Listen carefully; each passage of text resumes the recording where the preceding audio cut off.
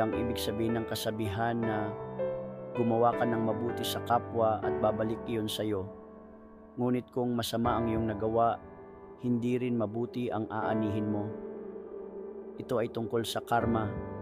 Una, karma ay ang batas ng sanhi at bunga. Karma is the law of cause and effect. Ibig sabihin ang bawat kilos natin ay may kaakibat na resulta, mabuti man o masama. Pangalawa, kung gumagawa tayo ng mabuti sa iba, babalik sa atin ang kabutihan. If we do good to others, goodness will come back to us. Maaaring hindi ito agad mangyari, pero sa kalaunan ay makikita natin ang positibong epekto ng ating mga gawa. Pangatlo, sa kabilang banda, kung gumagawa tayo ng masama.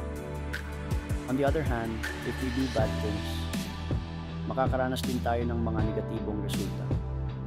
Maaaring ito ay sakit, kahirapan, o anumang uri ng pagdurusa. Ako po si Brother Chris.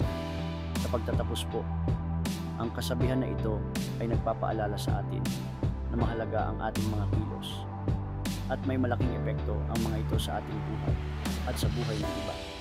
Kaya, mahalaga na magsikap tayong maging mabuti sa ating kapwa dahil ito ang magdadala sa atin ng kapayapaan at kaligayahan. Purihin ang Diyos. Hallelujah. Glory to God. Amen.